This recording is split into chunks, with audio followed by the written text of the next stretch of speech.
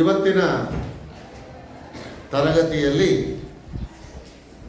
ನಿಮ್ಮ ಪಠ್ಯಪುಸ್ತಕದ 4ನೇ ಗದ್ಯವಾದಂತಹ ಶಾಸ್ತ್ರಿ ಮಾಸ್ತರ್ ಮತ್ತವರ ಮಕ್ಕಳು ಎಂಬ ಗದ್ಯ ಭಾಗವನ್ನು ಈ ತರಗತಿಯಲ್ಲಿ ನೋಡೋಣ.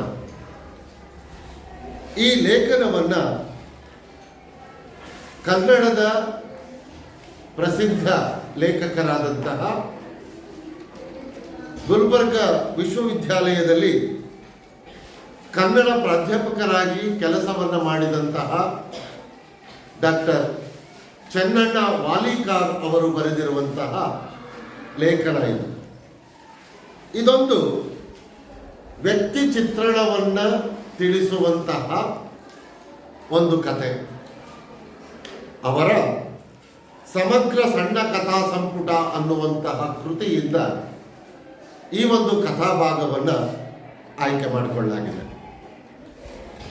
ಇಲ್ಲಿ ಬರುವಂತಹ ಲೇಖಕರು ಮತ್ತು ಲೇಖಕರಿಗೆ ಪಾಠವನ್ನು ಹೇಳಿಕೊಟ್ಟಂತಹ ಶಾಸ್ತ್ರಿ ಮಾಸ್ತರ್. ಲೇಖಕರು ತನಗೆ ಪಾಠವನ್ನು ಹೇಳಿಕೊಟ್ಟಂತಹ ಶಾಸ್ತ್ರಿ ಮಾಸ್ತರರನ್ನು ನೆನಪಿಸಿಕೊಳ್ತಾರೆ. ದೊಡ್ಡವರಾಗಿ ಉದ್ಯೋಗವನ್ನು ಮಾಡುತ್ತಿದ್ದಂತಹ ಸಂದರ್ಭದಲ್ಲಿ ಶಾಸ್ತ್ರಿ ಮಾಸ್ತರ್ ಲೇಖಕರಿಗೆ ನೆನಪಿಗೆ ಬರ್ತಾರೆ. ನೆನಪಿಗೆ ಬಂದಾಗ ಅವರ ಬಾಲ್ಯದ ದಿನಗಳನ್ನು ಚೆನ್ನಣ್ಣ ವಾಲಿಕಾರ್ ಅವರು ಒಂದೊಂದಾಗಿ ನೆನಪಿಸ್ಕೊಳ್ತಾ ಹೋಗ್ತಾರೆ. ನಾವು ಯಾವತ್ತೂ ಕೂಡ ಬದುಕಿನಲ್ಲಿ ನಮಗೆ ಉಪಕಾರವನ್ನು ಮಾಡಿದಂತಹ, ನಮ್ಮ ಬದುಕಿನಲ್ಲಿ ನಮಗೆ ಸಹಾಯವನ್ನು ಮಾಡಿದಂತಹ, ನಮ್ಮ ಬದುಕನ್ನು ಕಟ್ಟಿಕೊಳ್ಳುವುದಕ್ಕೆ ನೆರವಾದಂತಹ ವ್ಯಕ್ತಿಗಳನ್ನು ನಾವು ಯಾವತ್ತೂ ಕೂಡ ಮರೆಯಬಾರದು. ಅದೇ ಮನುಷ್ಯನ ಕೃತಜ್ಞತೆ. ನಾವು ನಮಗೆ ಸಹಾಯ ಮಾಡಿದವರನ್ನು ನಾವು ಮರೆತು ಬಿಟ್ರೆ ಮನುಷ್ಯತ್ವಕ್ಕೆ, ಮಾನವೀಯತೆಗೆ ಬೆಲೆ ಇಲ್ಲದಂತಾಗುತ್ತೆ. ಹಾಗಾಗಿ ಸಹಾಯವನ್ನು ಮಾಡಿದಂತಹ ವ್ಯಕ್ತಿಗಳನ್ನು ನಾವು ಯಾವತ್ತೂ ಕೂಡ ನೆನಪಿನಲ್ಲಿಟ್ಟುಕೊಳ್ಳಬೇಕು ಅನ್ನುವುದನ್ನು ಪ್ರಸ್ತುತ ಈ ಲೇಖನ ಹೇಳ್ತಾ ಹೋಗುತ್ತೆ. ಹೀಗೆ ಲೇಖಕರು ಶಾಸ್ತ್ರಿ ಮಾಸ್ತರರನ್ನು ನೆನಪಿಸಿಕೊಳ್ಳುತ್ತಾ ಶಾಸ್ತ್ರಿ ಮಾಸ್ತರರಿಗೆ ಸಂಬಂಧಿಸಿದಂತಹ ಹಲವಾರು ವಿಷಯಗಳನ್ನು ನಮಗೆ ಇಲ್ಲಿ ತಿಳಿಸ್ತಾರೆ. ಇಲ್ಲಿ ಕಥೆಯಲ್ಲಿ ಬರುವಂತಹ ಒಂದೇ ಒಂದು ಅಂಶವನ್ನು ನಾನು ನಿಮ್ಮ ಜೊತೆಯಲ್ಲಿ ಹಂಚಿಕೊಳ್ಳೋದಾದ್ರೆ, ಶಾಸ್ತ್ರಿ ಮಾಸ್ತರರಿಗೆ 2 ಗಂಡು ಮಕ್ಕಳು, ಜೊತೆಗೆ ಈ ಲೇಖಕರನ್ನೂ ಕೂಡ ಸ್ವಂತ ಮಗನ ಹಾಗೆ ನೋಡಿಕೊಂಡಿರ್ತಾರೆ. ಹೀಗಿರುವಂತಹ ಸಂದರ್ಭದಲ್ಲಿ ಇದ್ದಕ್ಕಿದ್ದ ಹಾಗೆ ಒಂದು ದಿವಸ ಶಾಸ್ತ್ರಿ ಮಾಸ್ತರರ ಮಕ್ಕಳಿಬ್ಬರೂ ಕೂಡ ಒಂದು ಲಾರಿಗೆ ಸಿಕ್ಕಿ ಅಪಘಾತದಲ್ಲಿ ಸತ್ತು ಹೋಗ್ತಾರೆ. ಮಕ್ಕಳು ಸತ್ತು ಹೋಗಿದ್ದನ್ನು ನೋಡಿದಂತಹ ಶಾಸ್ತ್ರಿ ಮಾಸ್ತರರ ಹೆಂಡತಿ ಅಮ್ಮವನ್ನೂ ಕೂಡ ಸತ್ತು ಹೋಗ್ಬಿಡ್ತಾಳೆ. ಹೀಗೆ ಒಂಟಿಯಾದಂತಹ ಸಂದರ್ಭದಲ್ಲಿ ಮಕ್ಕಳ ಮತ್ತು ಹೆಂಡತಿಯ ಸಾವಿನಿಂದ ಹಾಸಿಗೆ ಹಿಡಿದಂತಹ ಶಾಸ್ತ್ರಿ ಮಾಸ್ತರರು 6 ತಿಂಗಳ ಕಾಲ ಎದ್ದಳೋದೇ ಇಲ್ಲ. 6 ತಿಂಗಳ ಕಾಲ ಯೋಚನೆಯಲ್ಲಿಯೇ, ದುಃಖದಲ್ಲಿಯೇ, ಚಿಂತೆಯಲ್ಲಿಯೇ ಮುಳುಗಿ ಹೋಗ್ತಾರೆ. ಕೊನೆಗೆ ಒಂದು ನಿರ್ಧಾರಕ್ಕೆ ಬರ್ತಾರೆ. ಅಂದ್ರೆ ಆ ನಿರ್ಧಾರ ಏನು? ತನಗೆ ಬಂದಂತಹ ಹಣವನ್ನು ತೆಗೆದುಕೊಂಡು ಶಾಸ್ತ್ರಿ ಮಾಸ್ತರರು ಸ್ವಯಂ ನಿವೃತ್ತಿಗೆ ಅರ್ಜಿಯನ್ನು ಹಾಕಿ ಅದರಿಂದ ಬಂದ ಹಣವನ್ನು ತೆಗೆದುಕೊಂಡು, ಹಾಗೆ ಮಾಡಿಸಿದ್ದಂತಹ ವಿಮೆಯಿಂದ ಬಂದಂತಹ ಹಣವನ್ನು ತೆಗೆದುಕೊಂಡು ಒಂದು ಬಾಲಕರ ಅನಾಥಾಶ್ರಮವನ್ನು ಕಟ್ತಾರೆ. ಅಲ್ಲಿ ಅನಾಥಾಶ್ರಮದಲ್ಲಿ ಯಾರಿಗೆ ಓದುವುದಕ್ಕೆ ಸಾಧ್ಯವಿರೋದಿಲ್ವೋ, ತಂದೆ ತಾಯಿಗಳಿರೋದಿಲ್ವೋ, ಅನಾಥರಾಗಿರ್ತಾರೋ, ಬಡವರಾಗಿರ್ತಾರೋ ಅಂತಹ ಮಕ್ಕಳನ್ನು ಸೇರಿಸಿಕೊಂಡು ಅವರಿಗೆ ಉಚಿತವಾದಂತಹ ಶಿಕ್ಷಣವನ್ನು ಕೊಡ್ತಾರೆ. ಅಂದರೆ ಮನುಷ್ಯನಿಗೆ ಸಮಸ್ಯೆಗಳು ಬರುವುದು ಸಹಜ, ಆದರೆ ಸಮಸ್ಯೆಗಳು ಬಂದಂತಹ ಸಂದರ್ಭದಲ್ಲಿ ನಾವು ಚಿಂತೆ ಮಾಡುತ್ತಾ ಕೂರದೆ ಆ ಸಮಸ್ಯೆಗಳನ್ನು ಹೇಗೆ ಎದುರಿಸಬೇಕು ಅನ್ನುವಂತಹ ಒಂದು ಸೂಕ್ಷ್ಮವಾದಂತಹ ಮಾಹಿತಿಯನ್ನು ನಮಗೆ ಶಾಸ್ತ್ರಿ ಮಾಸ್ತರರ ಮೂಲಕ ಪ್ರಸ್ತುತ ಈ ಲೇಖನ ನಮಗೆ ಕಟ್ಕೊಡುತ್ತೆ. ಹಾಗಾಗಿ ಈ ಶಾಸ್ತ್ರಿ ಮಾಸ್ತರ್ ಮತ್ತವರ ಮಕ್ಕಳು ಅನ್ನುವಂತಹ ಈ ಲೇಖನ ನಮ್ಮ ಬದುಕಿಗೆ ಅತ್ಯುತ್ತಮವಾದಂತಹ ಒಂದು ಲೇಖನ ಅನ್ನುವುದರಲ್ಲಿ ಬಹುಶಃ ಯಾವ ಸಂಶಯವೂ ಇಲ್ಲ. ಯಾಕೆಂದ್ರೆ ಮನುಷ್ಯ ಅಂದಮೇಲೆ ಎಲ್ಲರಿಗೂ ಕಷ್ಟಗಳು ಬರ್ತವೆ. ಆ ಕಷ್ಟಗಳನ್ನು ನಿವಾರಿಸಿಕೊಳ್ಳುವಾಗ ನಾವು ಯಾವ ರೀತಿಯ ತೀರ್ಮಾನಗಳನ್ನು ಕೈಗೊಳ್ಳಬೇಕು ಅನ್ನುವುದನ್ನು ನಮಗೆ ಈ ಲೇಖನ ಹೇಳಿಕೊಡುತ್ತೆ. ಹಾಗಾದ್ರೆ ಈ ಲೇಖನ ಏನನ್ನ ಹೇಳುತ್ತೆ? ಈಗ ಒಂದೊಂದಾಗಿ ಲೇಖನದಲ್ಲಿ ಬರುವಂತಹ ವಿಷಯಗಳನ್ನ ನೋಡ್ತಾ ಹೋಗೋಣ. ಇದೊಂದು ಕತೆ. ಶಾಸ್ತ್ರಿ ಮಾಸ್ತರ್ ಮತ್ತವರ ಮಕ್ಕಳು. ಬದುಕಿನಲ್ಲಿ ಎದುರಾಗುವ ಸಮಸ್ಯೆಗಳನ್ನು ತೀವ್ರವಾಗಿ ಹಚ್ಚಿಕೊಳ್ಳದೆ ಆ ಕ್ಷಣಗಳನ್ನು ಇತರರ ಕಷ್ಟ ನಿವಾರಿಸುವ ಕ್ಷಣಗಳಾಗಿ ಮಾರ್ಪಡಿಸಲು ಮನಸ್ಸು ಮಾಡುವುದು ಎಲ್ಲರಿಗೂ ಸಾಧ್ಯ. ನೋಡಿ, ನಮಗೆ ಎಷ್ಟೇ ಕಷ್ಟಗಳು ಬಂದರೂ ಕೂಡ ನಮ್ಮ ಕಷ್ಟವನ್ನ ಇನ್ನೊಬ್ಬರ ಕಷ್ಟವನ್ನ ನಿವಾರಿಸುತ್ತಾ ನಮ್ಮ ಕಷ್ಟವನ್ನ ಮರೆಯುವಂತಹ ಪ್ರಯತ್ನವನ್ನ ಮಾಡುವುದು ಎಲ್ಲರಿಗೂ ಕೂಡ ಸಾಧ್ಯವಿದೆ. ಸ್ವಲ್ಪ ಯೋಚಿಸಿದಾಗ, ಯೋಚನೆ ಮಾಡಿ ನೋಡಿದಾಗ ನಮಗೆ ಇಂತಹ ಉತ್ತರಗಳು ದೊರಕ್ತವೆ. ಹಾಗಾಗಿ ಕಷ್ಟಗಳು ಬಂದಂತಹ ಸಂದರ್ಭದಲ್ಲಿ ಚಿಂತೆ ಮಾಡುತ್ತಾ ಕೂರದೆ, ಯೋಚನೆ ಮಾಡುತ್ತಾ ಕೂರದೆ ಈ ರೀತಿಯಲ್ಲಿ ಸಮಸ್ಯೆಗಳನ್ನು ಪರಿಹರಿಸಿಕೊಳ್ಳುವ ಯೋಚನೆಯನ್ನ ಮಾಡಿದಾಗ ನಾವು ನಮ್ಮ ಬದುಕನ್ನು ಉತ್ತಮವಾಗಿ ಕಟ್ಟಿಕೊಳ್ಳಿಕ್ಕೆ ಸಾಧ್ಯವಾಗುತ್ತೆ. ಆದರೆ ವ್ಯಕ್ತಿಗಳು ಈ ನಿಟ್ಟಿನಲ್ಲಿ ಪ್ರಯತ್ನಿಸದೆ ದುರ್ಘಟನೆಗಳನ್ನು ಮತ್ತೆ ಮತ್ತೆ ನೆನಪಿಗೆ ತಂದುಕೊಂಡು ಜೀವನವೆಲ್ಲ ಕೊರಗುತ್ತಾರೆ. ಅಯ್ಯೋ, ಈಗ ಆಗ್ಬಿಡ್ತಲ್ಲ, ಇಂಥದ್ದೊಂದು ಸಮಸ್ಯೆ ನನಗೆ ಬಂದ್ಬಿಡ್ತಲ್ಲ ಅಂತ ಜೀವನವೆಲ್ಲ ಕೊರಗುತ್ತಾ ಕುಳಿತುಕೊಂಡರೆ ಅದರಿಂದ ಯಾವ ಪ್ರಯೋಜನವೂ ಕೂಡ ಇಲ್ಲ. ಹಾಗಾಗಿ ತನ್ನ ನೋವನ್ನು ಬೇರೆಯವರ ನಲಿವಿನ ಮೂಲಕ ಮರೆತಾಗ ಮಾತ್ರ ಬದುಕು ಸಾರ್ಥಕವಾಗುತ್ತದೆ. ಎಲ್ಲರಿಗೂ ತಮ್ಮ ತಮ್ಮ ಬದುಕನ್ನ ಸಾರ್ಥಕವಾದಂತಹ ರೀತಿಯಲ್ಲಿ ಕಟ್ಟಿಕೊಳ್ಳುವುದಕ್ಕೆ ಸಾಧ್ಯವಿದೆ. ಉತ್ತಮವಾದಂತಹ ಜೀವನವನ್ನಾಗಿ ರೂಪಿಸಿಕೊಳ್ಳುವುದಕ್ಕೆ ಎಲ್ಲರಿಗೂ ಕೂಡ ಸಾಧ್ಯವಿದೆ.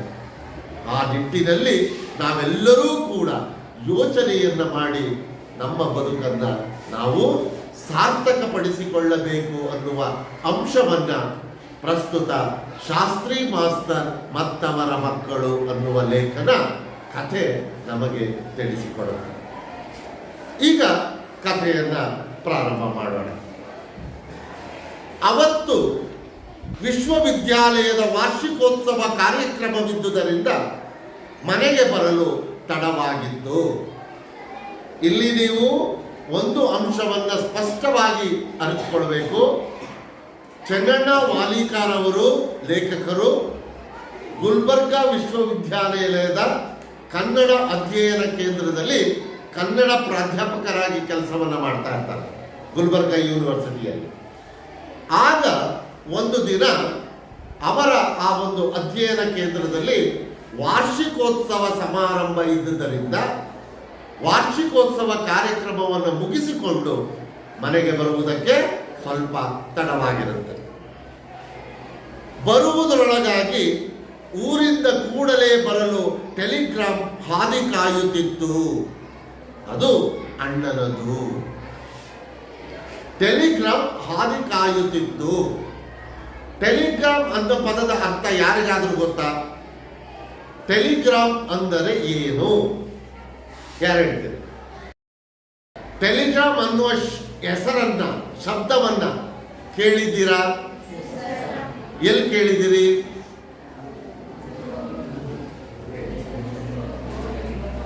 Good good. ಎತ್ತಳು, ಹೇಳು. ಚುರುಕಾಗಿದೆಯಾ ನೀನು? ಇದು ಅಂಚೆ ಇಲಾಖೆಯ ಜೊತೆಯಲ್ಲಿ ಕೆಲಸ ಮಾಡುತ್ತಿದ್ದಂತಹ ಮತ್ತೊಂದು ಇಲಾಖೆ. ಮೊದಲು ಅಂಚೆ ಇಲಾಖೆಗೆ, ಪೋಸ್ಟ್ ಆಫೀಸ್ಗೆ ಇದ್ದಂತಹ ಹೆಸರು ಅಂಚೆ ಮತ್ತು ತಂತಿ ಇಲಾಖೆ ಅಂತ. ಮೊದಲು ಪೋಸ್ಟ್ ಆಫೀಸಿಗೆ ಇದ್ದಂತಹ ಹೆಸರು ಅಂಚೆ ಮತ್ತು ತಂತಿ ಇಲಾಖೆ, ಪೋಸ್ಟ್ ಅಂಡ್ ಟೆಲಿಗ್ರಾಮ್ ಡಿಪಾರ್ಟ್ಮೆಂಟ್ ಅಂತ. ಈಗ ಟೆಲಿಗ್ರಾಮ್ ಅನ್ನ ತೆಗೆದುಬಿಟ್ಟಿದ್ದಾರೆ, ರದ್ದುಪಡಿಸಿಬಿಟ್ಟಿದ್ದಾರೆ. ಈಗ ಟೆಲಿಗ್ರಾಮ್ ಅನ್ನೋದು ಇಲ್ಲ.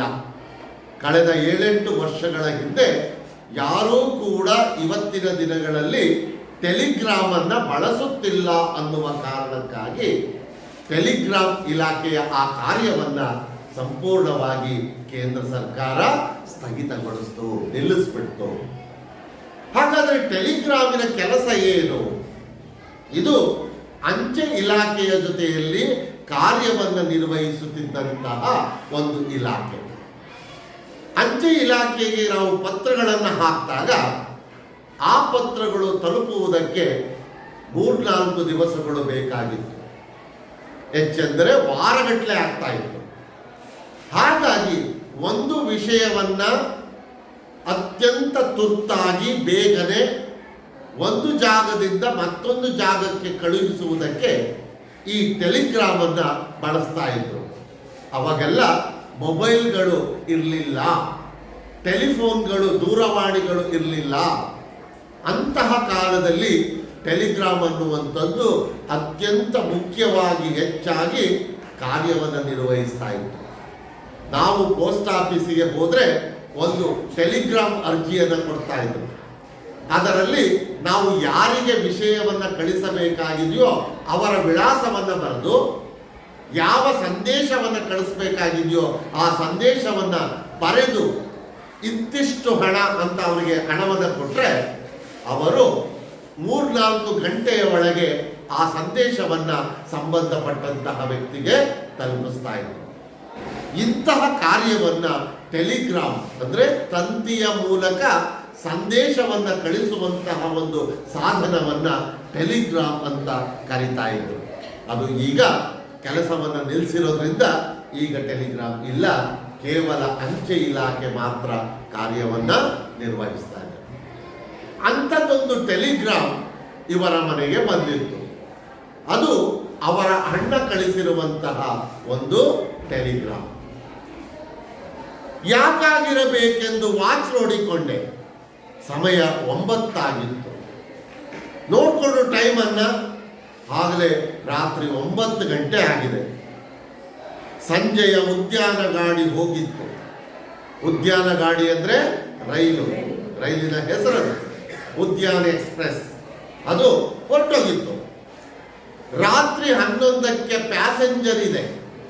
ಪ್ಯಾಸೆಂಜರ್ ಅಂದರೆ ಪ್ಯಾಸೆಂಜರ್ ಟ್ರೈನ್, ಜನಗಳನ್ನು ತುಂಬಿಕೊಂಡು ಹೋಗುವಂತಹ ಹಾಗೂ ಸರಕು ಸಾಮಗ್ರಿಗಳನ್ನು ತುಂಬಿಕೊಂಡು ಹೋಗುವಂತಹ ರೈಲನ್ನ ಪ್ಯಾಸೆಂಜರ್ ರೈಲು ಅಂತ ಕರೀತಾ ಇದ್ದಾರೆ. ಆ ರೈಲು ರಾತ್ರಿ 11ಕ್ಕೆ ಇತ್ತು. ಹಿಡಿದು ಶಹಬಾದಿಗೆ ಹೋದರಾಯಿತೆಂದು ಮುಖ ತೊಳೆದು ಊಟಕ್ಕೆ ಕುಳಿತೆ. ಶಹಬಾದ್ ಗುಲ್ಬರ್ಗ ಜಿಲ್ಲೆಯ ಒಂದು ತಾಲೂಕು ಕೇಂದ್ರ. ಗುಲ್ಬರ್ಗ ಇದ್ದದ್ದು, ಗುಲ್ಬರ್ಗದಲ್ಲಿ ಇವರು ಕೆಲಸವನ್ನ ಮಾಡ್ತಾ ಇದ್ದದ್ದು. ವಿಶ್ವವಿದ್ಯಾಲಯ ಇದ್ದದ್ದು ಗುಲ್ಬರ್ಗದಲ್ಲಿ, ಇವರು ಕಾರ್ಯವನ್ನು ನಿರ್ವಹಿಸ್ತಾ ಇದ್ದದ್ದು ಗುಲ್ಬರ್ಗದಲ್ಲಿ, ಲೇಖಕರು ವಾಸ ಮಾಡುತ್ತಿದ್ದದ್ದು ಕೂಡ ಗುಲ್ಬರ್ಗದಲ್ಲಿ. ಇವರು ಹೋಗಬೇಕಾಗಿರುವಂಥದ್ದು ಗುಲ್ಬರ್ಗ ಜಿಲ್ಲೆಯ ಶಹಬಾದ್ ತಾಲೂಕಿನ ಒಂದು ಹಳ್ಳಿಗೆ. ಆ ಹಳ್ಳಿಗೆ ಹೋಗ್ಬೇಕಾದ್ರೆ ಅವರು ಶಹಬಾದಿಗೆ ಹೋಗಿ ಶಹಬಾದಿಂದ ಅವರ ಹಳ್ಳಿಗೆ ಹೋಗಬೇಕಾಗಿತ್ತು. ಹಾಗಾಗಿ ರಾತ್ರಿ 11 ಗಂಟೆಗೆ ಶಹಬಾದಿಗೆ ಹೋಗುವಂತಹ ರೈಲಿದೆ ಅಂದುಕೊಂಡು ಲೇಖಕರು ಊಟಕ್ಕೆ ಕುಳಿತುಕೊಳ್ತಾರೆ. ಮನೆಯ ನಾಳಿನ ಕೆಲಸಗಳ ಕುರಿತು ಮನೆಯೊಡತಿಗೆ ತಿಳಿಸಿ ಬಟ್ಟೆ ಹಾಕಿಕೊಂಡು ಬಸ್ಸು ನಿಲುಗಡೆ ಸ್ಥಾನಕ್ಕೆ ಬಂದು ನಿಂತೆ. ಊಟ ಮುಗಿಸಿದ್ರು. ನಾಳೆ ಆಗಬೇಕಾಗಿರುವ ಕೆಲಸಗಳನ್ನ ಮನೆಯ ಯಜಮಾನಿಗೆ ತಿಳಿಸಿದ್ರು. ಬಟ್ಟೆ ಹಾಕೊಂಡು ಬಂದು ಬಸ್ ನಿಲ್ದಾಣದಲ್ಲಿ ನಿಂತ್ಕೊಂಡು ರೈಲ್ವೆ ಸ್ಟೇಷನ್ನಿಗೆ ಹೋಗುವ ಬಸ್ಸು ಬಂತು. ಸ್ಟೇಷನ್ನಿಗೆ ಬಂದಾಗ ಹತ್ತಾಗಿತ್ತು. ರೈಲ್ವೆ ಸ್ಟೇಷನ್ಗೆ ಹೋಗೋ ಬಸ್ ಬಂತು, ಬಸ್ ಹತ್ಕೊಂಡ್ರು, ರೈಲ್ವೆ ಸ್ಟೇಷನ್ಗೆ ಬಂದರು. ರೈಲ್ವೆ ಸ್ಟೇಷನ್ಗೆ ಬಂದಾಗ ಸಮಯ ರಾತ್ರಿ 10 ಗಂಟೆಯಾಗಿತ್ತು. ಈಗ ಪ್ಯಾಸೆಂಜರ್ ಟ್ರೈನ್ ಬರೋದು ಎಷ್ಟೊತ್ತಿಗೆ? 11 ಗಂಟೆ. ಇನ್ನು ಅವರಿಗೆ 1 ಗಂಟೆಯ ಸಮಯ ಇದೆ. ಗಾಡಿ ಬರಲು 1 ತಾಸು. ಅಲ್ಲಿ ತನಕ ಏನು ಮಾಡುವುದೆಂದು ಹೋಗಿ ಹೊರಗಡೆಯ ಕಲ್ಲಿನ ಮೇಲೆ ಕುಳಿತೆ. ಅಲ್ಲೇ ಒಂದು ಕಲ್ಲನ್ನು ಹಾಕಿದ್ರು, ಬಹುಶಃ ಕಲ್ಲು ಬೆಂಚನ್ನು ಹಾಕಿದ್ರು ಅನ್ಸುತ್ತೆ. ಹೋಗಿ ಅಲ್ಲೇ ಕಲ್ಲು ಬೆಂಚಿನ ಮೇಲೆ ಕುಳಿತುಕೊಂಡು ಆಗ ಶೇಂಗಾಕಾಯಿ ಮಾರುತ್ತಾ ಒಬ್ಬ ಬಂದನು. ಅವನು ನನ್ನ ಹತ್ತಿರ ಬಂದು ಅಲ್ಲಿ ಸುತ್ತಮುತ್ತ ಕುಳಿತವರಿಗೆ ಶೇಂಗಾ ಮಾರುತ್ತಿರುವಾಗ ನಾನು 30 ವರ್ಷಗಳ ಹಿಂದೆ ಶಹಬಾದಿನಲ್ಲಿ ಇವನ ಜೊತೆ ಓದಿದ್ದರ ನೆನಪಾಯಿತು. ಅಲ್ಲಿಗೆ ಶೇಂಗಾಕಾಯಿ ಮಾರ್ಕೊಂಡು ಒಬ್ಬ ಬಂದ, ಕಡಲೆಕಾಯಿ ಮಾರ್ಕೊಂಡು ಅಕ್ಕಪಕ್ಕದವ್ರಿಗೆಲ್ಲ ಕೊಡ್ತಾ ಇದ್ದ, ಮಾರಾಟ ಮಾಡ್ತಾ ಇದ್ದ. ಅವನನ್ನು ನೋಡಿದ ತಕ್ಷಣ ಲೇಖಕರಿಗೆ ನೆನಪಾಯಿತು. ಅವನು ಲೇಖಕರ ಸಹಪಾಠಿ. 30 ವರ್ಷಗಳ ಹಿಂದೆ ಅವನ ಜೊತೆ ಓದಿದಂತಹ ಒಬ್ಬ ಸಹಪಾಠಿ ಅವನು. ತಕ್ಷಣವೇ ನೆನಪಿಗೆ ಬಂತು. ನೆನಪಿಗೆ ಬಂದ ತಕ್ಷಣ ಲೇಖಕರು ಏನ್ ಮಾಡಿದ್ರು ನೋಡಿ, ಗುರುತು ಹಿಡಿದು ಮಾತನಾಡಿಸಿದೆ. ಕೂಡಲೇ ಗುರುತು ಹಿಡಿದು ಮಾತನಾಡಿಸಿದೆ. ತಕ್ಷಣವೇ ಏನ್ ಮಾಡಿದ್ರು, ಗುರುತು ಹಿಡಿದ್ರು, ಮಾತನಾಡಿಸಿದ್ರು. ಅವನೂ ಗುರುತು ಹಿಡಿದನು. ಶೇಂಗಾ ಮಾರುವುದನ್ನು ಬಿಟ್ಟು ನನ್ನ ಪಕ್ಕದಲ್ಲಿ ಕುಳಿತನು. 30 ವರ್ಷಗಳ ಹಿಂದಿನ ಗೆಳೆಯ. ಅವನಿಗೂ ಖುಷಿಯಾಗಿರುತ್ತೆ. ಅವನು ಕೂಡ ಶೇಂಗಾ ಮಾರೋದನ್ನು ಬಿಟ್ಟ, ಬಂದು ಪಕ್ಕದಲ್ಲಿ ಕುಳಿತುಕೊಂಡ್ಬಿಟ್ಟ. ಶೇಂಗಾ ಮಾರುವುದನ್ನು ಬಿಟ್ಟು ನನ್ನ ಪಕ್ಕದಲ್ಲಿ ಕುಳಿತನು. ಬಾಲ್ಯದ ಗೆಳೆಯರಿಬ್ಬರು ಗಾಡಿ ಬರುವ ತನಕ ಮಾತಾಡಿದೆವು. 1 ಗಂಟೆಗಳ ಕಾಲ ಇಬ್ಬರು ಕೂಡ ಅಟ್ಟೆ ಹೊಡಿತಾರೆ. ಅದು ಇದು ಎಲ್ಲ ಬಾಲ್ಯದ ನೆನಪುಗಳನ್ನ ಎಲ್ಲವನ್ನು ಮಾತನಾಡ್ಕೊಳ್ತಾರೆ. ಎಲ್ಲೂ ಕೆಲಸ ಸಿಗದಾಗ ಈ ಶೇಂಗಾ ಮಾರುವ ದಂಧ ಮಾಡುತ್ತಿರುವುದಾಗಿ, ದಿನಕ್ಕೆ 50-60 ರೂಪಾಯಿ ಬರುವುದಾಗಿ ತಿಳಿಸಿದರು.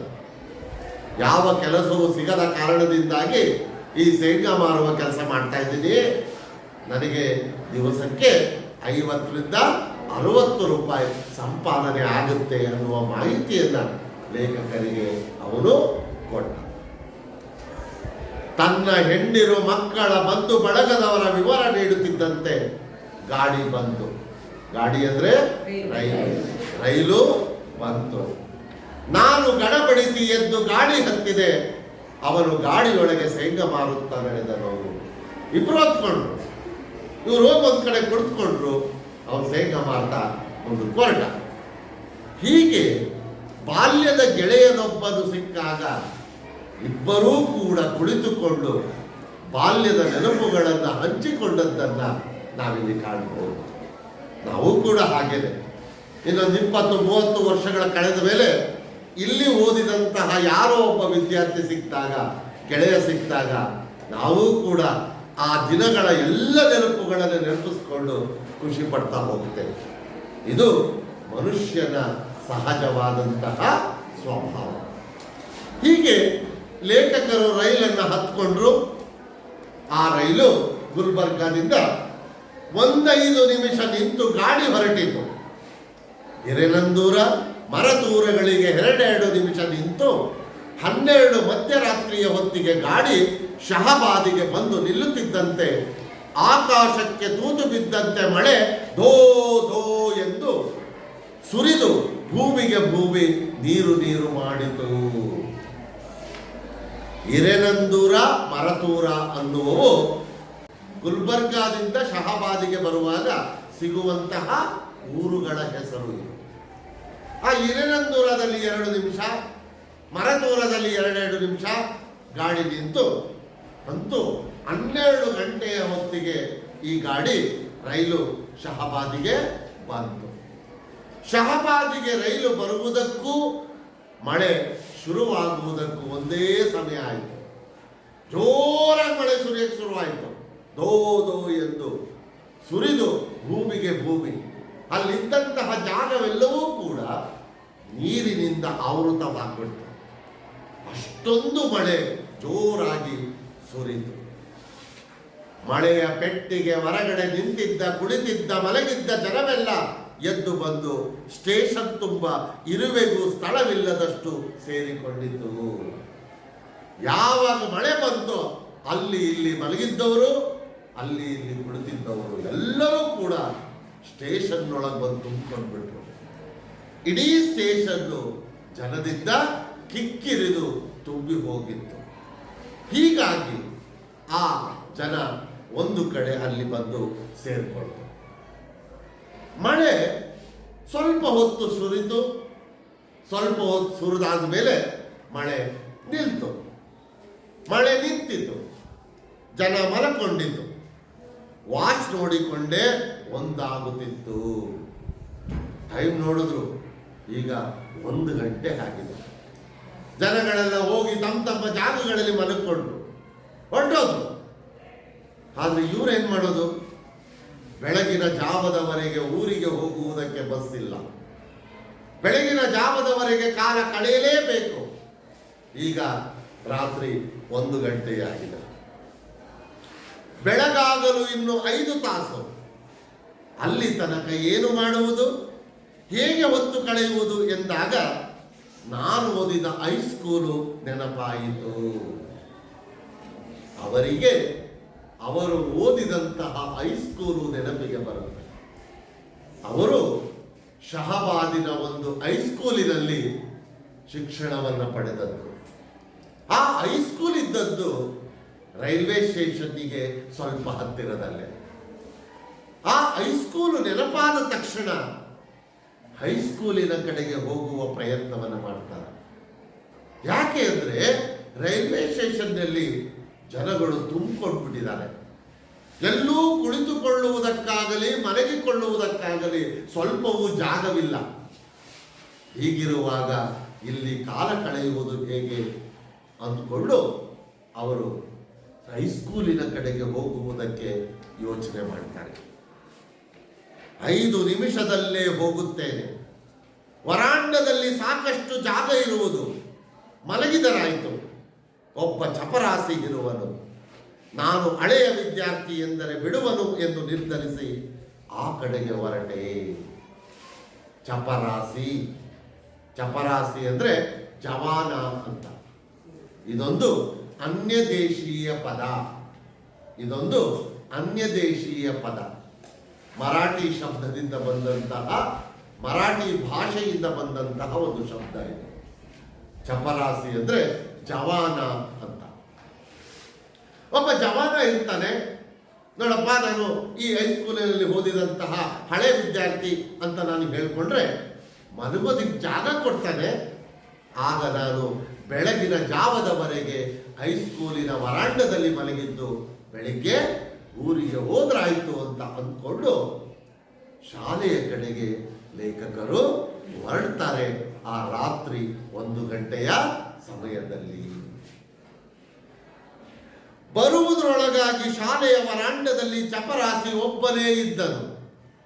ಶಾಲೆಗೆ ಬಂದ್ಬಿಟ್ರು. ನೋಡಿದ್ರಲ್ಲೊಬ್ಬ ಚಪರಾಸಿ ಇದ್ದಾನೆ, ಜವಾನ ನಿಂತಿದ್ದಾನೆ. ನಾನು ಹಳೆಯ ವಿದ್ಯಾರ್ಥಿ ಎಂದಾಗ ಮಲಗಲು ಅನುಕೂಲ ಮಾಡಿದನು. ನನ್ನ ಬ್ಯಾಗಿನಲ್ಲಿದ್ದ ಲುಂಗಿ ಹಾಸಿ ಅದೇ ಉಟ್ಟ ಬಟ್ಟೆಯ ಮೇಲೆ ಮಲಗಿದೆ. ಒಂದು ಲುಂಗಿಯನ್ನು ಕೂಡ ತಂದಿದ್ರು. ಆ ಲುಂಗಿನ ಹಾಸ್ಕೊಂಡ್ರು, ಹುಟ್ಟ ಬಟ್ಟೆಯಲ್ಲೇ ಮಲ್ಕೊಂಡ್ರು. ಅರ್ಧ ತಾಸಾಯಿತು, ನಿದ್ದೆಯೇ ಹತ್ತಲಿಲ್ಲ. ಯಾಕೆ ಅಂದರೆ ಆಗ ತಾನೇ ಮಳೆ ಬಂದಿದೆ. ತಂಪಾದಂತಹ ಗಾಳಿ ಬೀಸ್ತಾ ಇದೆ. ದೇಹಕ್ಕೆ ಚಳಿ ಆಗ್ತಾ ಇದೆ. ಆ ಚಳಿಯಾದ ಕಾರಣದಿಂದಾಗಿ ಇವರಿಗೆ ಒದ್ದುಕೊಳ್ಳುವುದಕ್ಕೆ ಏನೂ ಇಲ್ಲ. ಹಾಗಾಗಿ ನಿದ್ದೆ ಬರ್ತಾ ಇಲ್ಲ. ಅರ್ಧ ಗಂಟೆ ಆಯಿತು, 1 ಗಂಟೆ ಆಯಿತು, ನಿದ್ದೆನೇ ಬರಲಿಲ್ಲ. ಯಾಕಂದ್ರೆ ತಣ್ಣನೆಯ ಗಾಳಿ, ಒಚ್ಚಿಕೊಳ್ಳಲು ಏನೂ ಇರಲಿಲ್ಲ. ಕಣ್ಣಿಗೆ ನಿದ್ದೆ ಬರಲಿಲ್ಲ. ಎದ್ದು ಕುಳಿತು ಅಂಗಳದ ಕಡೆಗೆ ನೋಡಿದೆ. ಆ ವರಾಂಡದಲ್ಲಿ ಎದ್ದು ಕುಳಿತುಕೊಳ್ತಾರೆ. ಎದ್ದು ಕುಳಿತುಕೊಂಡು ಶಾಲೆಯ ಮುಂಭಾಗದಲ್ಲಿದ್ದಂತಹ ಅಂಗಳದ ಕಡೆಗೆ ಒಂದು ಸಾರಿ ಕಣ್ಣಾಯಿಸ್ತಾರೆ. ಯಾವಾಗ ಅಂಗಳದ ಕಡೆಗೆ ಕಣ್ಣನ್ನು ಹಾಯಿಸ್ತಾರೋ ಅವರಿಗೆ ಬಾಲ್ಯದ ಹೈಸ್ಕೂಲಿನಲ್ಲಿ ಕಳೆದಂತಹ ಪ್ರತಿಯೊಂದು ಕ್ಷಣಗಳು ಕೂಡ ಒಂದೊಂದಾಗಿ ಒಂದೊಂದಾಗಿ ಒಂದೊಂದಾಗಿ ನೆನಪಿಗೆ ಬರೋದಕ್ಕೆ ಶುರುವಾಗುತ್ತೆ. ಅಂಗಳದ ಕಡೆಗೆ ನೋಡಿದೆ. ಹಿಂದೆ ಇಲ್ಲಿ ಆಟ ಆಡಿದ, ಹಿಂದೆ ಇಲ್ಲಿ ಹುಲ್ಲು ಕಿತ್ತಿದ, ಹಿಂದೆ ಇಲ್ಲಿ ಜೇಂಡ ಏರಿಸಿದ, ಕ್ಲಾಸುಗಳಿಲ್ಲದಾಗ ಹೊರಗೆ ಬಿಸಿಲು ಕಾಸಲು ಕುಳಿತ ಒಂದೊಂದು ಸ್ಥಳಗಳನ್ನು ನೋಡುತ್ತಿದ್ದಂತೆ ನಾನು ಸಂಮೋಹನಕ್ಕೊಳಗಾದೆ. ಸಂಮೋಹನ ಅಂದ್ರೆ ಮೈ ಮರೆತು ಬಿಟ್ರಂತೆ. ಒಂದೊಂದೇ ಸ್ಥಳಗಳನ್ನು ನೋಡ್ತಾ ಹೋದ್ರು. ಆಟ ಆಡಿದ ಜಾಗವನ್ನು ನೋಡಿದ್ರು. ಆಟ ಆಡಿದ ದಿನಗಳೆಲ್ಲವೂ ಕ್ಷಣಗಳೆಲ್ಲವೂ ಒಂದೊಂದಾಗಿ ನೆನಪಿಗೆ ಬಂತು. ಒಮ್ಮೊಮ್ಮೆ ಶಾಲೆಯ ಅಂಗಳದಲ್ಲಿ ಬೆಳೆದಿದ್ದಂತಹ ಹುಲ್ಲನ್ನ ಶಿಕ್ಷಕರು ಕೇಳಿಸಿದ್ರು. ಅದು ನೆನಪಿಗೆ ಬಂತು. ಕಿತ್ತ ದಿನಗಳು, ಹುಲ್ಲನ್ನ ಕಿತ್ತು ಹಾಕಿದಂತಹ ದಿನಗಳು ಲೇಖಕರಿಗೆ ನೆನಪಿಗೆ ಬಂತು. ಹಾಗೆ ಸ್ವಾತಂತ್ರ್ಯ ದಿನಾಚರಣೆ, ಗಣರಾಜ್ಯೋತ್ಸವ ದಿನಗಳಂದು ಜೆಂಡ ಏರಿಸಿದ, ಜೆಂಡ ಅಂದ್ರೆ ಬಾವುಟವನ್ನ ಹಾರಿಸಿದಂತಹ ಆ ಕ್ಷಣಗಳು ಲೇಖಕರಿಗೆ ನೆನಪಿಗೆ ಬಂತು.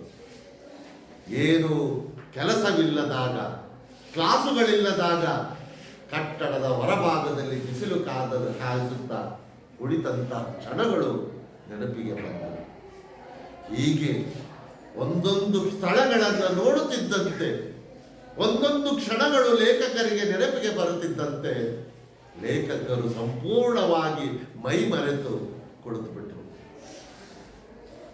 ಆಗ ಅವರ ಬಾಲ್ಯದ ನೆನಪುಗಳು ಒಂದೊಂದಾಗಿ ಒಂದೊಂದಾಗಿ ನೆನಪಿಗೆ ಬರೋದಕ್ಕೆ ಶುರುವಾಯಿತು. ಕಾರ್ಯಕ್ರಮಗಳು ನಡೆಸುತ್ತಿದ್ದ ವೇದಿಕೆ ಕಡೆ ಮನಸ್ಸು ಹೋಯಿತು. ನಾನು ಅರಳಿದ್ದು ಅಲ್ಲೇ ಅನ್ನಿಸಿತು. ಪ್ರತಿಯೊಬ್ಬ ವ್ಯಕ್ತಿಯ ಹರಳುವಿಕೆಗೆ, ಪ್ರತಿಯೊಬ್ಬ ವ್ಯಕ್ತಿಯ ಬೆಳೆಯುವಿಕೆಗೆ ವೇದಿಕೆಗಳು ಮುಖ್ಯ ಕಾರಣ ಅಂತ.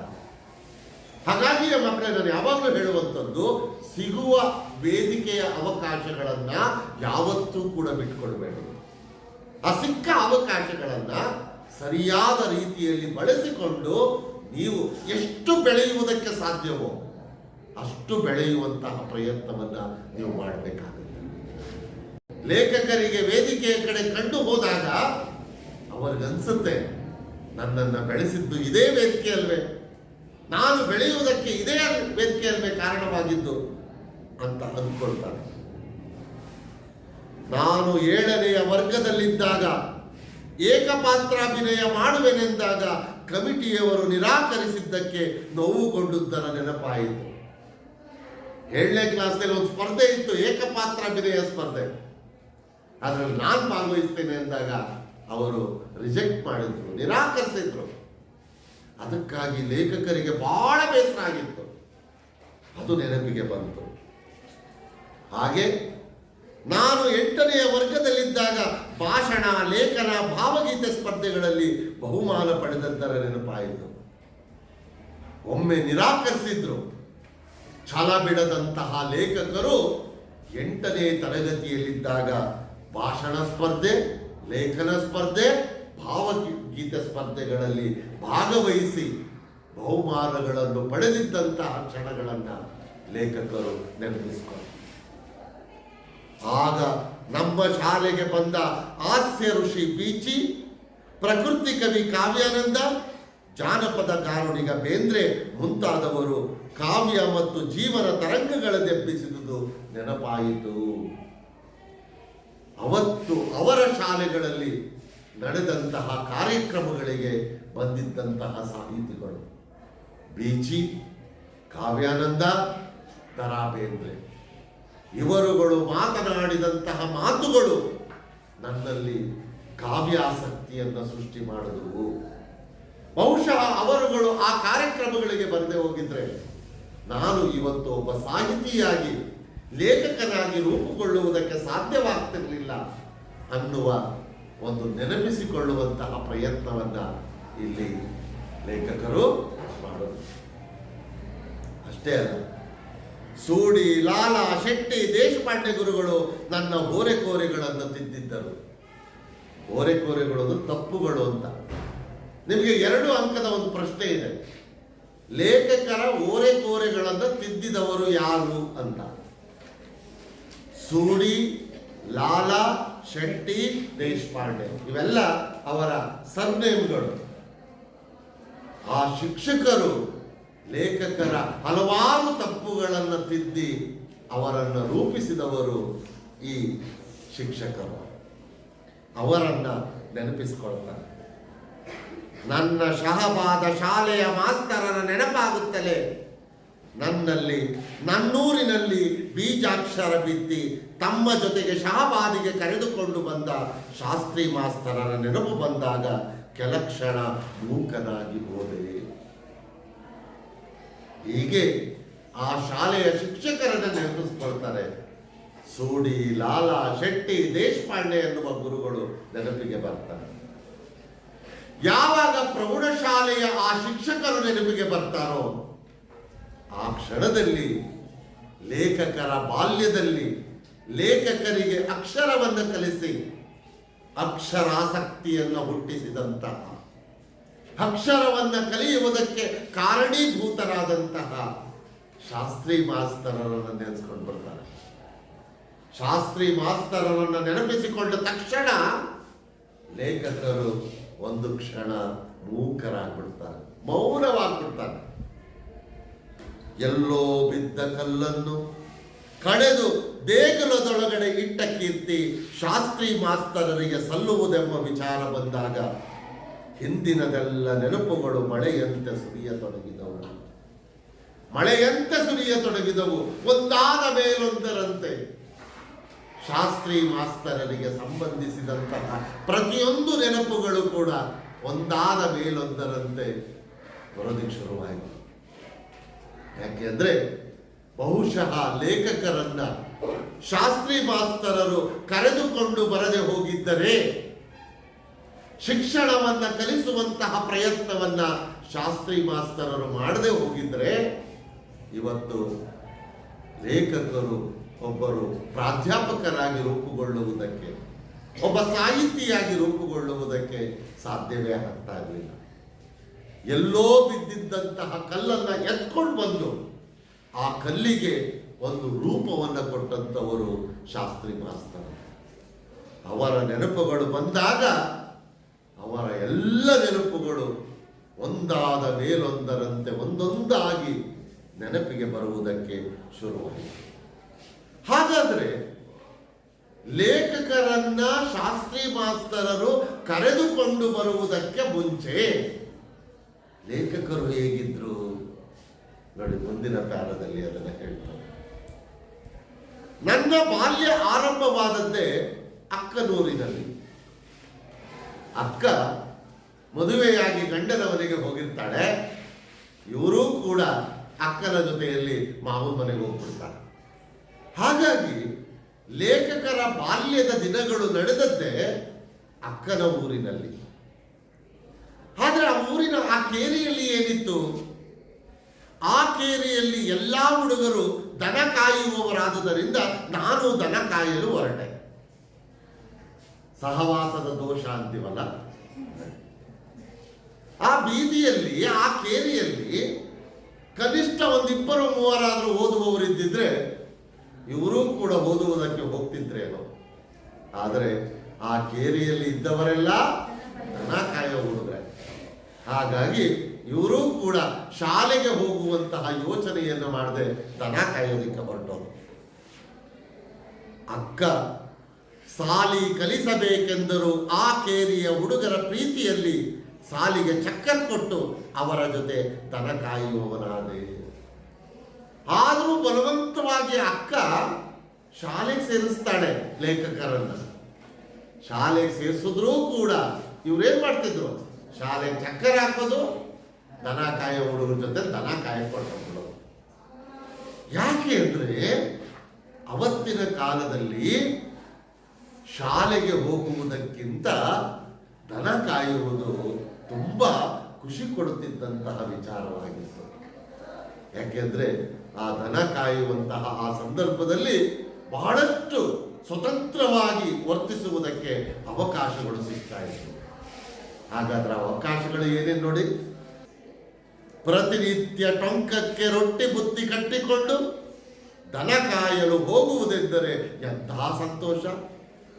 ಹಳ್ಳ, ಹೊಳೆ, ಕೆರೆ, ಬಾವಿ, ಗಿಡ, ಮರ, ಬಳ್ಳಿ, ಬೆಟ್ಟ, ಗುಡ್ಡ, ಹಣ್ಣು ಹಂಪಲುಗಳ ಮಧ್ಯೆ ಬೋರುಳು ಹಿಡಿಯುತ್ತಾ. ಬೋರುಳು ಉತ್ತರ ಕರ್ನಾಟಕ ಕಡೆ ಇದನ್ನು ಬೋರುಳು ಅಂತ ಕರೀತಾರೆ. ಈ ಕಡೆ ಎಲ್ಲ ಜೀರುಂಡೆ ಅಂತಾರೆ, ಗೊತ್ತಾ? ಚಿಕ್ಕ ವಯಸ್ಸಲ್ಲಿ ಬಹುಶಃ ನೀವೆಲ್ಲ ಆ ಜೀರುಂಡೆ ಹಿಡಿದ್ಬಿಟ್ಟು ಬೆಂಕಿ ಮಟ್ಟದೊಳಗೆ ಹಾಕೊಂಡು ಪ್ರತಿದಿನ ಮೊಟ್ಟೆ ಇಡ್ತಾ ಅಂತ ನೋಡ್ತಿದ್ರಲ್ಲ. ಆ ಬಾಲ್ಯದ ದಿನಗಳನ್ನು ನೆನೆಸ್ಕೊಳ್ಳಿ. ಆ ಬೋರುಳು ಹಿಡಿಯುತ್ತಾ, ಪೀಪಿ ಊದುತ್ತಾ. ಇವತ್ತೂ ಕೂಡ ಚಿಕ್ಕ ಮಕ್ಕಳು ತೋಟಗಳಿಗೆ ಹೋದ್ರೆ, ತೆಂಗಿನ ತೋಟಗಳಿಗೆ ಹೋದ್ರೆ ತೆಂಗಿನ ಗರಿಯಲ್ಲಿ ವಾಚ್ ಮಾಡ್ಕೊಳ್ತಾರೆ, ತೆಂಗಿನ ಗರಿಯಲ್ಲಿ ಪೀಪಿ ಮಾಡ್ತಾರೆ. ಎಂತಹ ಖುಷಿಯಾದಂತಹ ವಿಚಾರಗಳು. ಪೀಪಿ ಊದುತ್ತಾ ಕೃಷ್ಣನಂತೆ ಹುಡುಗಿಯರ ಜೊತೆ ಕಣ್ಣ ಮುಚ್ಚಾಲೆ ಆಟ. ಕಣ್ಣ ಮುಚ್ಚೆ, ಗಾಡೆ ಗೂಡೆ, ಉದ್ದಿನ ಮೂಟೆ, ಉರುಳೆ ಹೋಯ್ತು, ನಮ್ಮ ಯಾಕೆ ಬಿಟ್ಟೆ. ಇವತ್ತಿನ ಮಕ್ಕಳಿಗೆ ಕಣ್ಣ ಮುಚ್ಚಾಲೆ ಆಟ ಆಡೋದೇ ಗೊತ್ತಿಲ್ಲ. ಕಾನ್ವೆಂಟ್ ಮಕ್ಕಳುಗಳು ಶಾಲೆ ಬಿಟ್ಟ ತಕ್ಷಣ ಮನೆಗೆ ಬರ್ತವೆ, ಮನೆಗೆ ಬಂದ ತಕ್ಷಣ ಹೋಮ್ವರ್ಕ್ ಮಾಡಕ್ ಕುತ್ಕೋತಾವೆ, ಮುಗಿದೋಯ್ತು. ಆದರೆ ನಮ್ಮ ಕಾಲದಲ್ಲಿ ಶಾಲೆಯಿಂದ ಬಂದ್ವಿ ಅಂದ್ರೆ, ಮನೆಗೆ ಬ್ಯಾಗ್ ಬಿಸಾಕಿದ್ವಿ ಅಂದ್ರೆ, ಅಲ್ಲಿಂದ ಹೊರಗೊಟ್ರೆ ರಾತ್ರಿ 7 ಗಂಟೆಗೋ 8 ಗಂಟೆಗೋ ಮನೆಗೆ ಸೇರ್ತೀವಿ. ಎಲ್ಲೆಲ್ಲೋ ಹೋಗಿ ಏನೇನೋ ಆಟ ಆಡಿಕೊಂಡು, ಎಲ್ಲೆಲ್ಲೋ ತಿರುಗಿಕೊಂಡು, ಹಾಗೆ ತಿರುಗಿಕೊಂಡು ಬರೋದೇ ಒಂಥರ ಖುಷಿ ವಿಚಾರ ಅಂತ. ಇಂತಹ ಖುಷಿಯನ್ನ ಬಿಟ್ಟು ಯಾರಾದ್ರೂ ಶಾಲೆಗೆ ಹೋಗ್ತಾರೆ ಅಂದ್ರೆ ಲೇಖಕ್ಕೆ ಹೋಗಲಿಲ್ಲ. ಹುಡುಗಿಯರ ಜೊತೆ ಕಣ್ಣ ಮುಚ್ಚಾಲೆ, ಬಳಿ ಚಕ್ರಾಟ ಅಂದ್ರೆ ಬಳೆಚೂರಿನ ಆಟ ಅಂತ. ಇವತ್ತಿಗೂ ನಮ್ಮ ಹಳ್ಳಿಯ ಬಹುತೇಕ ಹೆಣ್ಣು ಮಕ್ಕಳು ಬಳೆಚೂರಿನ ಆಟಗಳನ್ನ ಆಡ್ತಾರೆ. ನೀವು ಒಂದಷ್ಟು ಬಳೆಚೂರು ಹಾಕೊಂಡು ಈ ನೆಲದ ಮೇಲೆ ಹರಡಿ ಗೆರೆಗೆ ಎಳೆದು ನೋಡಿರ್ಬೋದು ಅವೆಲ್ಲ. ಆಮೇಲೆ ಈಗ ತೂರಿ ಈಗ ಹಿಡ್ಕೊಳ್ತೀರಿ, ಯಾವುದೋ ಒಂದು ಬಳೆ ಹೇಳಿದ್ರೆ ಆ ಬಳೆನ ಅಷ್ಟೇ ಹಿಡ್ಕೊಂಡು ಹುಡುಗರನ್ನ ಕೆಳಗೆ ಇಳಿಸ್ಬೇಕು. ಈ ತರದ ಆಟಗಳು. ಆ ಕಲ್ಲು ತೂರಾಟ ಮಾಡ್ತೀರಿ ನೋಡಿ, ಎಷ್ಟು ಆಟಗಳು. ಇವತ್ತಿನ ಕಾನ್ವೆಂಟ್ ಶಾಲೆಯಲ್ಲಿ ಓದುತ್ತಿರುವಂತಹ ಯಾವ ಮಕ್ಕಳಿಗೆ ಆಟ ಆಡ್ತಾರೆ? ಅವ್ರಿಗೆ ಆಟ ಆಡಕ್ಕೆ ಬರೋದಿಲ್ಲ. ನಿಮಗೆ ಯಾವ ಆಟಗಳ ಹೆಸರು ಕೂಡ ಅವ್ರಿಗೆ ಗೊತ್ತಿಲ್ಲ ಅಂತ. ಬಹುಶಃ ನಿಮ್ಗೆಲ್ಲ ನೆನಪಿರ್ಬೋದೇನೋ, ಬಾಲ್ಯದಲ್ಲಿ ಶಾಲೆಗಳಲ್ಲಿ ಯಾರಾದ್ರೂ ಮೇಷ್ಟ್ರು ಬಂದಿಲ್ಲ, 1 ಗಂಟೆ ಫ್ರೀ ಇದೆ ಅಂದ್ರೆ ಎಲ್ಲರೂ ಕರ್ಕೊಂಡು ಬಿಟ್ಟು ಹೊರಗಡೆ ರೌಂಡಾಗಿ ಕೂರಿಸ್ಬಿಡ್ತಿದ್ರು, ಟೋಪಿ ಆಟ ಆಡ್ತಿದ್ರು ಅಲ್ವಾ? ಎಷ್ಟು ಚೆನ್ನಾಗಿ ಆಡ್ತಾ ಇದ್ರು. ಹುಲಿ ಹಸುವಿನ ಆಟ ಆಡಿಸ್ತಾ ಇದ್ರು, ಎಷ್ಟು ಚೆನ್ನಾಗಿ ಆಡ್ತಾ ಇದ್ರು. ಇವತ್ತು ಕಾನ್ವೆಂಟ್ ಮಕ್ಕಳಿಗೆ ಅಂತಹ ಶಿಕ್ಷಣ ಸ್ವಲ್ಪವೂ ಕೂಡ ಸಿಗ್ತಾ ಇಲ್ಲ ಅನ್ನುವುದೇ ವಿಪರ್ಯಾಸ. ಹಾಗಂತ ಕಾನ್ವೆಂಟ್ ಹುಡುಗರು ಆಟ ಆಡೋದಿಲ್ಲ ಅಂತಲ್ಲ. ಕಾನ್ವೆಂಟ್ ಹುಡುಗರು ಆಟ ಆಡೋದು ಯಾವುದು ಅಂದ್ರೆ ಕ್ರಿಕೆಟ್ ಒಂದೇ. ಮನೆಯಿಂದ ಹೊರಗೆ ಹೋಗ್ಬೇಕು ಅಂದ್ರೆ ಕ್ರಿಕೆಟ್ ಬ್ಯಾಟ್ ಇಟ್ಕೊಂಡು ಹೋಗ್ತಾರೆ, ಆಟ ಆಡ್ತಾರೆ, ಬರ್ತಾರೆ, ಬಿಟ್ಟು ಬೇರೆ ಇದನ್ನ ಆಡ್ತಾರೆ, ಬಹಳ ಕಮ್ಮಿ. ಕೋಲಂಬಗುಳ್ಳಿ ಅಂದ್ರೆ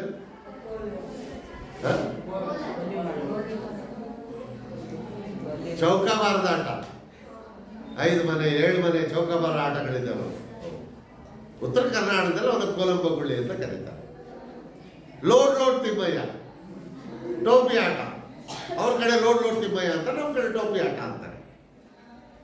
ಆಟ ಆಡುವುದೆಂದರೆ ಎಲ್ಲಿಲ್ಲದ ಇದ್ದು, ದನಗಳನ್ನು ಮೇಯಿಸಲು ಎಲ್ಲೋ ಬಿಟ್ಟು ಎಲ್ಲೋ ಆಡುತ್ತಾ, ಸಂಜೆ ಆದಾಗ ಆಡುತ್ತಾ ಕುಣಿಯುತ್ತಾ ಮನೆಗೆ ದನವಾಗಿ ಪಕ್ಷಿಯಾಗಿ ಬರುವುದೊಂದು ನಮ್ಮ ಪಾಲಿಗೆ ನಿತ್ಯ ಹಬ್ಬವಾಗಿರುತ್ತಿತ್ತು. ಇದನ್ನು ಸಂದರ್ಭಕ್ಕೆ ಹೇಳ್ತಾರೆ. ನಮ್ಮ ಪಾಲಿಗೆ ನಿತ್ಯ ಹಬ್ಬವಾಗಿರುತ್ತಿತ್ತು. ಸಂದರ್ಭಕ್ಕೆ ಕೇಳುವಂತಹ ಪದ ಇದು. ದನ ಕಾಯುವುದು ಅಂದ್ರೆ ಪ್ರತಿನಿತ್ಯವೂ ಖುಷಿ ಪಡುವಂತಹ ವಿಚಾರ. ಹಾಗಾಗಿ ಲೇಖಕರು ಶಾಲೆಗೆ ಹೋಗುವಂತಹ ಪ್ರಯತ್ನವನ್ನಾಗಲಿ, ಶಾಲೆಗೆ ಹೋಗುವಂತಹ ಯೋಚನೆಯನ್ನಾಗಲಿ ಮಾಡಲಿಲ್ಲ. ಹಾಗಾಗಿ ಲೇಖಕರು ಒಂದು ನಿರ್ಧಾರಕ್ಕೆ ಬಂದ್ಬಿಡ್ತಾರೆ, ಇಂಥ ಮಹಾಸುಖ ಬಿಡಬಾರದು, ಜೀವನದುದ್ದಕ್ಕೂ ದನ ಕಾಯುತ್ತಾ ಇರಬೇಕೆಂದು ನಿರ್ಧರಿಸಿದೆ.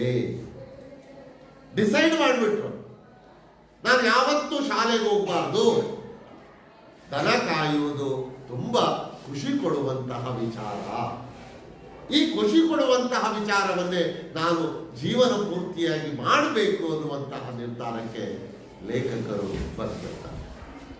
ಆಮೇಲೆ ಏನಾಯಿತು ನೋಡಿ, ಇಲ್ಲೇ ಈ ಕತೆಗೆ ಟ್ವಿಸ್ಟ್ ಸಿಗುತ್ತೆ. ಈಗ ಕತೆಗೆ ಆ ಕಥೆಯನ್ನ ನಾವು ಇವತ್ತು ನೋಡೋದು ಬೇಡ, ಮುಂದಿನ ತರಗತಿಯಲ್ಲಿ ನೋಡೋಣ. ಇವತ್ತಿನ ತರಗತಿಯಲ್ಲಿ ಇಲ್ಲಿಗೆ ನಿಲ್ಲಿಸ್ಕೊಳ್ಳೋಣ.